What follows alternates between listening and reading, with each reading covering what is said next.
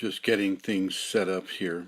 I'm on dual telephones, so I want to make sure that things are coming through okay. Before I start, I got about a minute. I see Magdalene and Nicole, hello. Janet, hello. Frederick. So, kind of in the final countdown here. Also, I wanted to check and see if my fellow mortals here were going to chime in with their voice. Okay.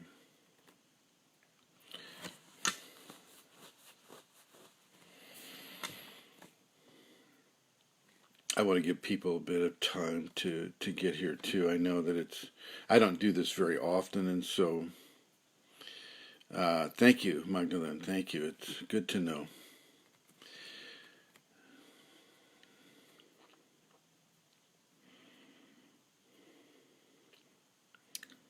I see David. Hello, David. All the way from Georgia. And Paula, hello, from Northern California.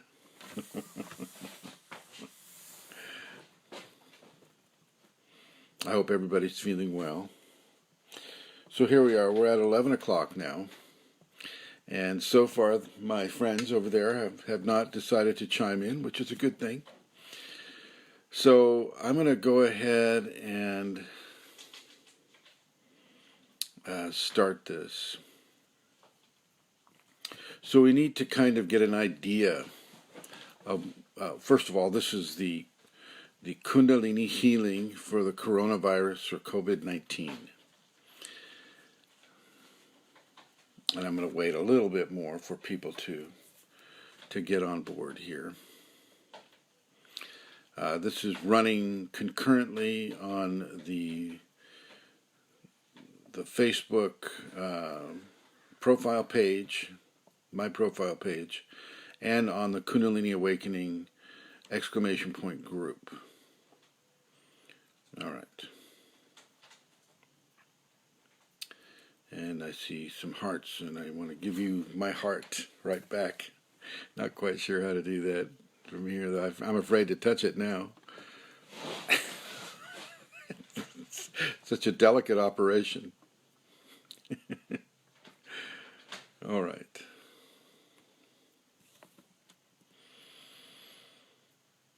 All right, so here we go. First of all, you need to look at what a virus is. A virus is a community of life that takes a host, like in a person, and strives to live its life within that person. Okay. So within the rules of ahimsa, or at least one of the rules of ahimsa, where you do no harm, I am not going to suggest that you kill the virus. We're not here on a murderous rampage to eradicate the virus out of people. What we are asking the Kundalini to do is to just change the way it affects the human being so that it doesn't kill the human being. The human being can continue on, and the virus can continue on in a vector that is not harmful to people. Okay, so this is the plan. This is the idea. One of the most important things with this is that we do not want to become attached to the outcome. One of the aspects of Kundalini healing, and you're going to hear these because people are going to do that.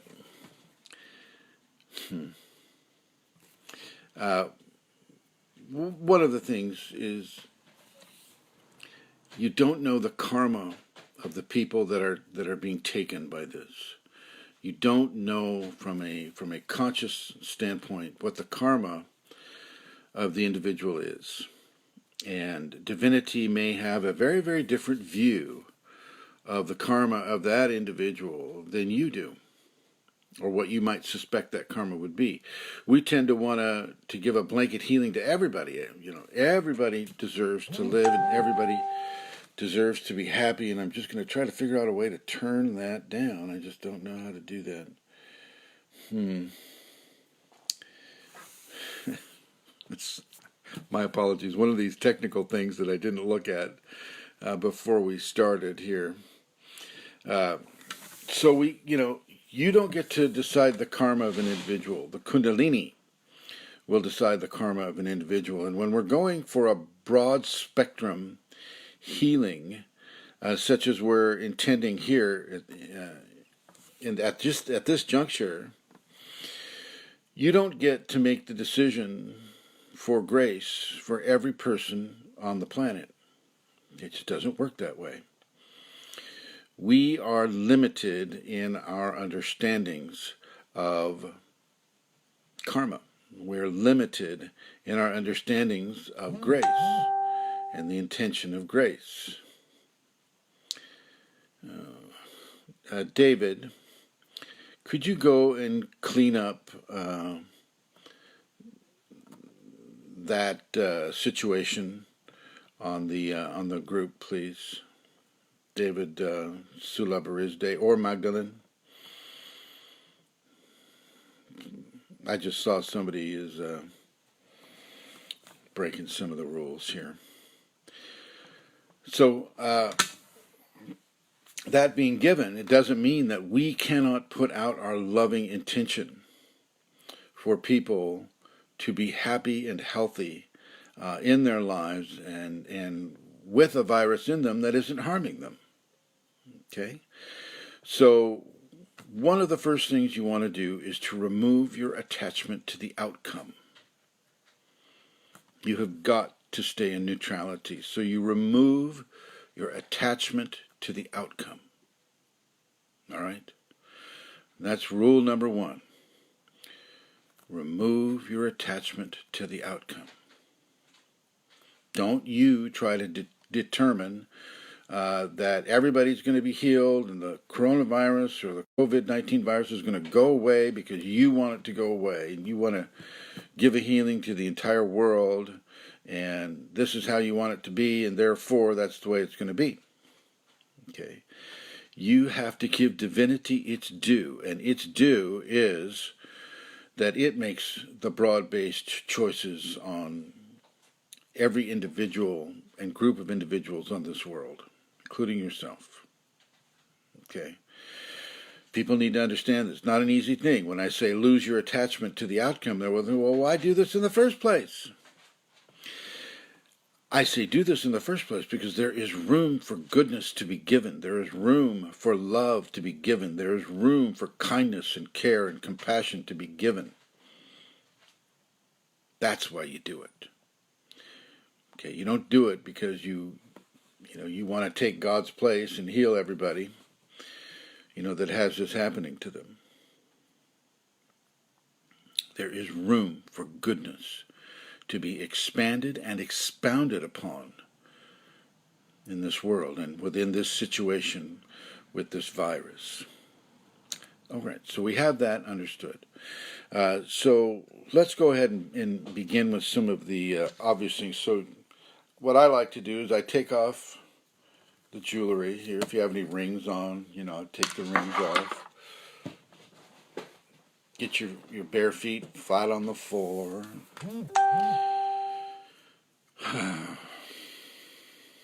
And try not to let that bell or that chime interrupt you. Okay. So here we are. Everybody has a trigger. I shouldn't say that. Everybody has a trigger for the Kundalini to get instantly activated within them. But the trigger's not going to be the same way for everybody.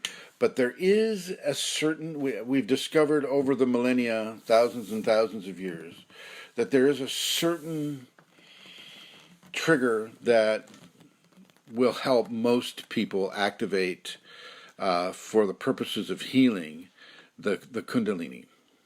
And for me, and I believe for others as well, although I have not discussed this very much with people, so I cannot say without any kind of a doubt that this will trigger everybody. But for me, when I'm giving Shaktipat or I'm doing a healing or things of that nature, this is a trigger. See, just now I just felt a wave of Kundalini come in and around me. So every time I do that, every time the thumb and the forefinger tip come together, that triggers a Kundalini response within me. Okay? I'm not saying that it's going to happen that way for you, but I have a feeling that it can help anybody that does that, especially if you have activated Kundalini. Okay? So that's the first thing you do is you trigger this. So you put your fingers in this position.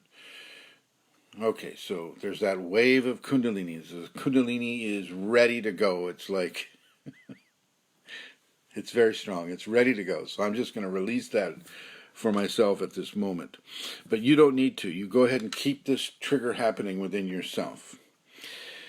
And while you're in that position, I want you to think about what it is you want to have happen here. What is it that you're framing in your mind? How is it that you want to proceed, or what is your outcome that you're not being attached to? I'm going to suggest that we just change the way the virus interacts with people. We ask the Kundalini to change that way. We're not out to kill the virus. We're not out to kill anybody or anything. We're just asking grace to give a change with how it interacts with people. Okay? So that's the intention. And then, as we give that intention out, we're not attaching to the outcome of that. It is in the hands of grace. Grace knows what we're doing. Grace knows that there is room for goodness, room for compassion, room for selfless service of love upon this world. And within that context, we proceed with the healing. So the idea really is to give selfless service and love to the people that are being affected negatively by this virus in the present moment and also in the future moments. Okay, so here we go. So you're still triggered here. Got the Kundalini flowing. And now what I'm going to suggest that you do is you take 7 deep breaths and you hold it. So here's the kind of breath. I don't want you to try to fill your lungs until you're going to explode.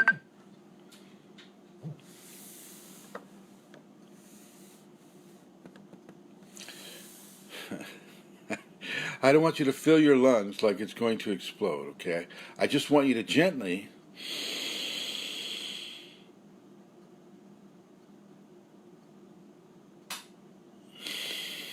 so you fill your lungs gently, okay? And then you hold it for about 7 seconds, okay? So you inhale and you hold for about 7, and it's a gentle thing. I don't want you to be struggling to hold your breath or to get it absolutely right. This isn't that way. There's a fuzziness to this. And by fuzzy, I mean that because we're in limited form, we're not going to get things exactly right. But we can get things close enough that it will work. Okay? So you're triggered here. And let's do 7 breaths right now and hold the breath. Now, the reason I have to explain this to you. The human being has the capacity to develop prana. When you breathe in oxygen, nitrogen, argon, the mixture of gases that make up the air on this world, when you breathe it in and you hold it literally in your 3rd and 4th chakras, you hold it there. The transmission of the oxygen through the alveoli of the lung and into the bloodstream, that develops an energy. That action develops an energy in the body. And we are literal prana machines. We are prana-producing machines, biological machines. And this is why we're holding our breath, because we're we're making an energetic reservoir that the Kundalini can draw upon. And so I need to explain this a little bit too, is that nothing is given freely. Not even your life. Nothing on this world is free. Okay, there's always some sort of an effort that is used, and that effort is energetically controlled. And so nothing is free of energy on this world. And so when you're asking the Kundalini to give a healing, you need to pay for that healing in a way by developing some energy resources for it to draw upon. Because it's not going to take from your process. It's not going to take from the sacred transformation that is happening to you. Okay, that is paramount. That is the most important thing for the Kundalini agenda within you, is to keep your body going, keep your divine transformation going.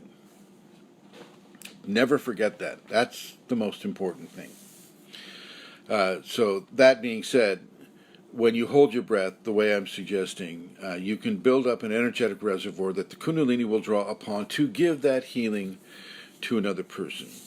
So, as you hold your breath in that certain way, you're developing the prana that the Kundalini will use to effect a healing upon this world and to effect a communication with the viral colonies that are, causing this issue to happen. Okay, so the other thing that I want you to understand is that, it just slipped my mind.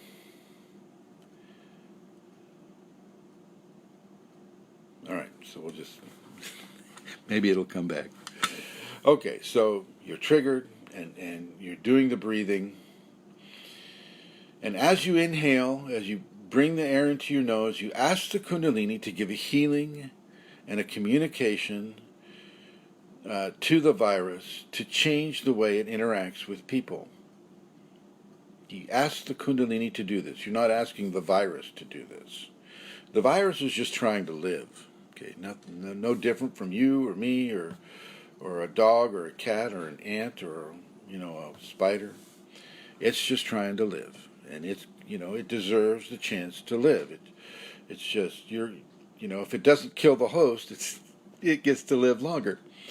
So let's consider that. So as you're triggered here, and you're doing your 7 deep breaths.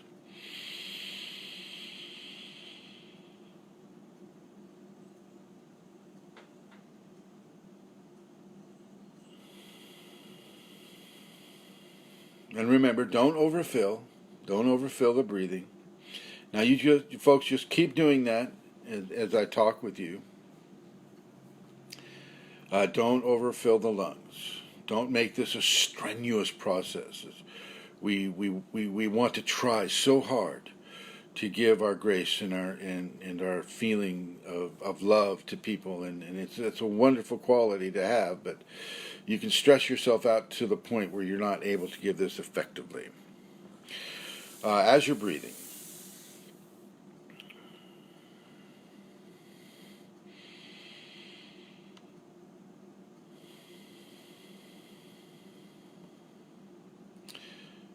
all right. So as you reach breath number 7, and you're still locked here, there's a form of release that not everybody understands. Now, for those of you that have Kundalini, you'll be able to understand this a little bit more than those who do not have it in the activated state. Okay. Once you reach that certain point, for me, it expands out from my 4th chakra. Okay. And the most important thing that you can do is to have no concern about how it's affecting anybody. You've got to make your separations from it so that your ego doesn't get in the way of the process. Okay, so let me talk a little bit about this expansion. Yeah. Kundalini actuates a whole different set of musculature in the human body that most people that do not have the Kundalini do not have access to. When I release from the fourth chakra, and it's always coming from love, it's always coming from the fourth chakra. Really, that's the only way I've ever been able to do these things. There's a certain set of muscles that literally radiates the energy out from you. Okay, now some of you may have experience with these muscles. Now, if and I'm not trying to suggest that we're replacing anything that you're doing or that your Kundalini has taught you to do with regards to healing. I'm not trying to replace any of that. I'm just trying to give people an option that they may not have had otherwise. Okay, so as you release from the fourth chakra, and it's kind of like if you hold your breath and push, but you don't push really hard. Yeah, sort of. That creates more of an upward flow of energy, and with this, it's an outward flow. Ask your Kundalini to flow itself out of your fourth chakra in the way that I'm describing. It knows what I'm saying. And ask your Kundalini to give itself into the world of humanity and the viral world, and then you ask it to work its way with changing the harmful effects to humanity without killing the virus. Okay? Keep that thought in your mind. And so you finish the 7 breaths, right? And you're triggered. And now with your feet flat on the floor, you can close your eyes. Sometimes you might start rocking this way like you did at the beginning of the Kundalini. And you'll just radiate that out. For me, when I'm radiating it out, my hands open up and the energy just flows. It flows out of my arms, out of my hands, out of my fingertips, out of my heart. It forms that cross, the cross here and there, and it just flows into the world. And there are no parameters to Kundalini. I just sent a healing around the world to every person, to every individual virus on this world, just with that level of energy. People like to say, oh, we're all connected. Well, we are all connected. And the energy uses that connection as a way of communicating and transforming and evolving all life upon this world. And that includes the viral colonies.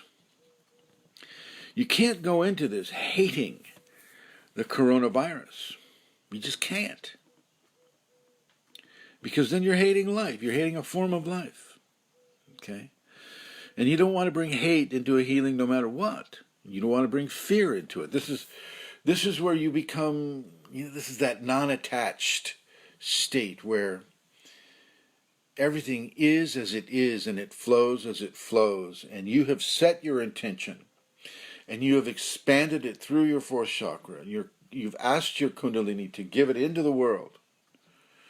And you just do that every day at the same time in the same way. Every day at the same time in the same way. Preferably wearing the same clothing if you're wearing clothing.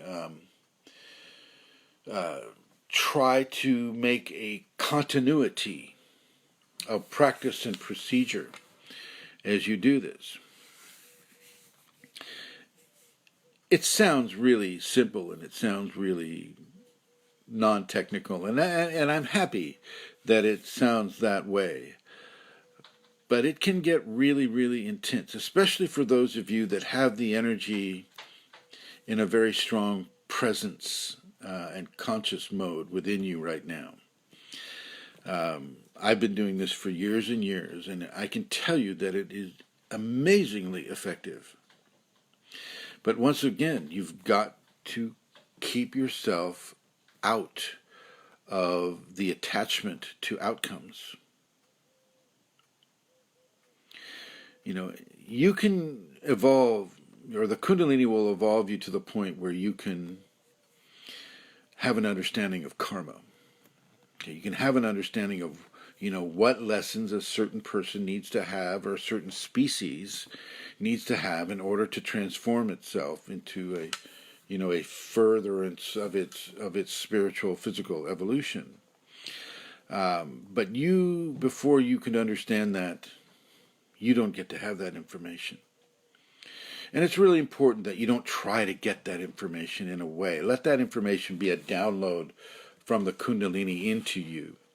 And the reason being is that you don't want to let your ego get a hold of this. You don't want to let your ego tromp all over this very, very sacred healing that you're giving.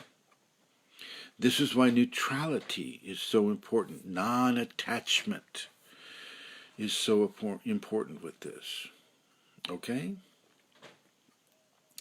Well, that is a thumbnail sketch. I know it sounds too easy, but if you do this every day at the same time, in the same way, you will have positive results for yourself. And I just want to thank you all for watching, and may you be continuously blessed by the Kundalini grace within you. Thank you.